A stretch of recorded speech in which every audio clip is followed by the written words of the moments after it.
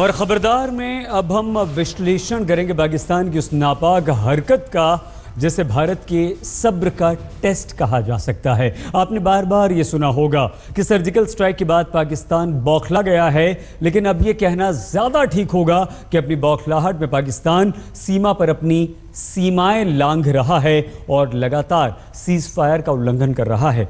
पिछले 2 दिनों में जम्मू के आरएसपुरा सेक्टर और अरनिया सेक्टर में सीमा पार से लगातार फायरिंग पाकिस्तान कर रहा है। मोर्टार दागे जा रहे हैं।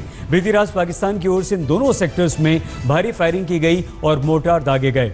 पाकिस्तान की तरफ से बीएसएफ के करीब 15 पोस्ट और करीब 29 रिहायशी ठिकानों को निशाना बनाया गया, जिसमें बीएसएफ का हमारा एक जवान शहीद हो गया और 6 गाँव वाले घायल हुए। आपको जानकर यह हैरानी होगी कि पिछले 2 दिनों में आरएसपुरा और अरनिया सेक्टर में करीब 16 लोग हमारे घायल हुए हैं, जिनमें ज़्यादातर महिलाएं हैं। दरअसल सर्जिकल स्ट्राइक के बाद पाकिस्तान की तरफ से 55 बार सीज फायर का उल्लंघन किया जा चुका है, जिसमें हमारे 5 जवान शहीद हो चुके हैं। पाकिस्तान की फायरिंग में एक बच्चे की भी मृत्यु हुई है और करीब 25 लोग घायल हो चुके हैं। अभी तक पाकिस्तान की फायरिंग का भारत की तरफ से मुंह तोड़ जवाब दिया जा रहा है।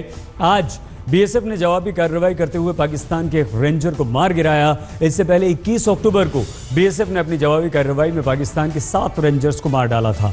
बावजूद इसके पाकिस्तान बिल्कुल भी सुधर नहीं रहा और ना ही पाकिस्तान अपनी हरकतों से बाज आ रहा है और ना ही उन हरकतों में कमी आ रही है।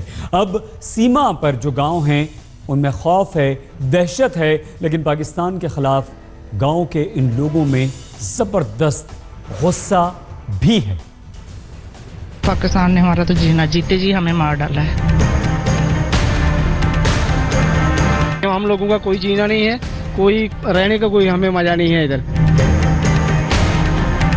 मुझे तो समझ में नहीं आ रहा कि हमारी दिल्ली की सरकार क्या कर रही है।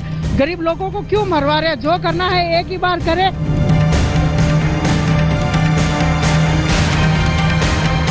एक गोलाबारी चल रही है, सुबह 7 बजे इधर गोले पड़े हैं। अब तो हद हो गई है। पाकिस्तान सरहद पर सारी सीमाएं लांघ रहा है।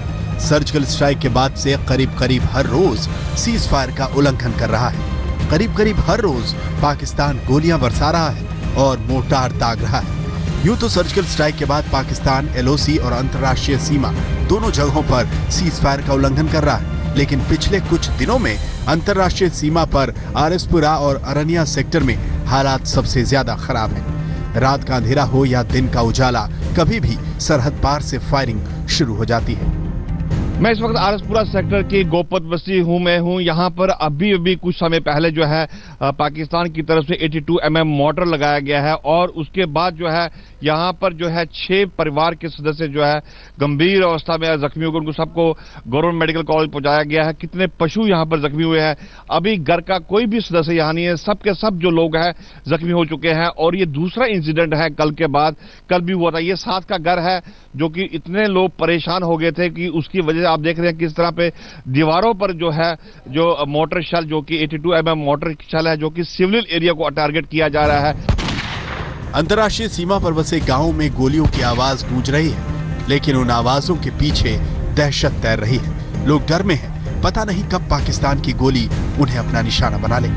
लोग डर में हैं कि पता नहीं कब पाकिस्तान के मोर्टार उनके मवेशियों की जान ले ले। एक गोलाबारी चल रही है, सुबह 7 बजे इधर गोले पड़े हैं। सुबह 7 बजे पड़े हैं। जब इधर रोना चलाना शुरू हो गया तो हम दौड़कर जब गेट के पास आए, 1-2 गोला और आ गया। जब गोले आए तो उसकी लड़के की माँ आई दौड़ती, बोलते मेरा लड़का खत्म हो गया है। मैंने बोला तू इधर आ जा, तू क्यों खत्म हो जाती है, अभी गोले तो बहुत आ रहे हैं।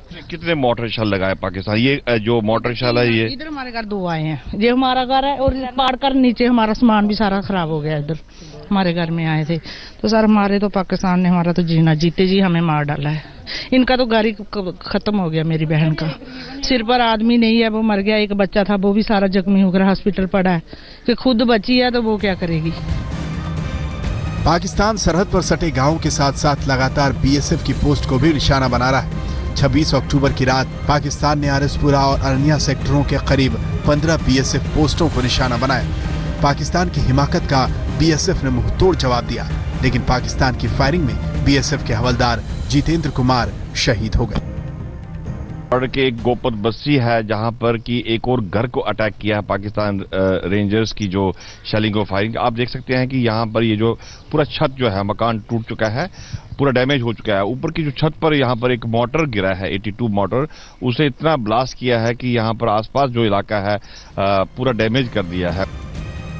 पाकिस्तान जो कर रहा है हमारे जवान उसका मुंहतोड़ जवाब दे रहे हैं। इतना मुंहतोड़ कि बीएसएफ की जवाबी कार्रवाई में पाक रेंजर का एक जवान मारा गया है। पाकिस्तान लगातार गोलियां खा रहा है लेकिन फिर भी सुधर नहीं रहा।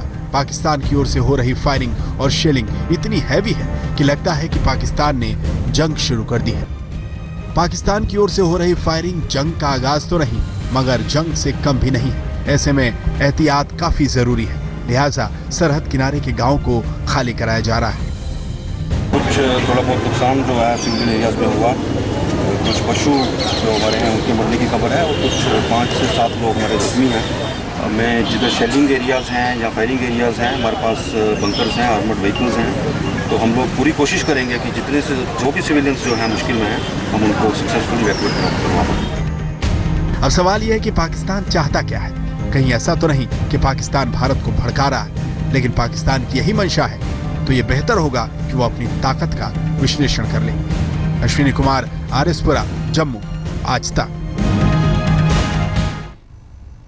एक तरफ पाकिस्तान सीमा पार से लगातार फायरिंग कर रहा है, ऊपर से भारत की जवाबी कार्रवाई को लेकर पैंतरे भी बदल रहा है। कल इस्लामाबाद में भारत के डिप्टी उच्चायुक्त को पाकिस्तानी विदेश मंत्रालय ने तलब कर लिया और वही कहानी उल्टा चोर कोतवाल को डांटी। पाकिस्तान ने हमारे डिप्टी को बुलाकर यह आपत्ति जताई कि भारत की तरफ से बार बार सीज फायर का उल्लंघन किया जा रहा है, जबकि सच्चाई कुछ और ही है जो सब जानते हैं। सर्जिकल स्ट्राइक के बाद से एलओसी और अंतर्राष्ट्रीय सीमा पर लगातार हो रही फायरिंग में हमारे जवान शहीद हो रहे हैं। 16 अक्टूबर को पुंछ के बालाकोट सेक्टर में सेना के जवान सुदेश कुमार शहीद हुए। 22 अक्टूबर को जम्मू के आरएसपुरा में बीएसएफ के स्नाइपर गुरनाम सिंह शहीद हो गए। पाकिस्तान ने उन्हें टारगेट करके गोलियां इसलिए चलाई थीं क्योंकि गुरनाम ने आतंकवादी घुसपैठ को नाकाम कर दिया था। 23 अक्टूबर को आरएसपुरा में ही सीमा पार से हो रही फायरिंग में बीएसएफ के जवान सुशील कुमार शहीद हो गए। आज यानी 27 अक्टूबर को आरएसपुरा में बीएसएफ के जितेंद्र कुमार के शहीद होने की खबर आई। आज कश्मीर के तंगदहर से ही सेना के एक और जवान के शहीद होने की भी खबर आई। सेना का ये जवान पीओके से भारत में घुसपैठ की कोशिश कर रहे आतंकवादियों से लोहा ले रहा था। वैसे सीमा पार से आती गोलियों से लगातार शहीद हो रहे हमारे जवान अपने पीछे एक अहम गंभीर सवाल जरूर छोड़े जा रहे हैं कि पाकिस्तान से फैसले का वक्त आखिर कब आएगा। कौन मर जाएंगे तो कुछ नहीं करना। मैं पापा कहाँ छोड़ गया, उनको क्या जरूरी था, उनको क्या जरूरी था जाना। सही बात है, उनको कौन जरूरी था। नहीं, उनको दुनिया में कोई नहीं है, मेरे पापा भी। बेटी को पता था कि पापा सरहद पर हैं। वो ये भी जानती थी कि उसके पापा इस दिवाली पर घर नहीं आएंगे, लेकिन वो ये नहीं जानती थी कि उसके पिता पूरे परिवार को भविष्य के अंधेरे में छोड़कर हमेशा के लिए दूर चले जाएंगे। अरे कहाँ है आप लोग? तो आइए यहाँ स्कूल आइए लोग। हेलो, गुड़िया के पापा को गोली लग गया है, आप लोग स्कूल आइए। जितेंद्र कुमार बीएसएफ में हवलदार के पद पर थे। उनकी तैनाती आरएसपुरा सेक्टर में फॉरवर्ड पोस्ट पर थी। बीती रात भी जितेंद्र कुमार बंदूक लेकर ड्यूटी पर थे और पाकिस्तान की ओर से हो रही फायरिंग का ताबड़तोड़ जवाब दे रहे थे। तभी सरहद पार से आ रही गोलियों ने उनकी जिंदगी छीन ली। वो शहीद हो गए। पापा जी मेरे नहीं गए, तुम आ जाओ रक्साल। मामा जी को भी बता दो। जितेंद्र कुमार को 2 बेटियां और एक बेटा है। बड़ी बेटी 10वीं की छात्रा है, छोटी 7वीं में पढ़ती है, बेटा सबसे छोटा है। बिहार में मोतिहारी के रक्सौल में जितेंद्र कुमार का एक छोटा सा घर है, जिसे देखकर उनकी माली हालत का अंदाजा लगाया जा सकता है। जितेंद्र काफी दिनों से घर आने की कोशिश कर रहे थे, लेकिन सरहद पर मौजूदा तनाव ने उन्हें रोक रखा था। क्या बोल रहे थे? ठीक से बात नहीं हुआ था, बोल रहे थे कि हमें अभी बहुत प्रॉब्लम है, उनको भी तो हम लोग हमको कुछ हो जाएगा तो तुम लोग रोना नहीं।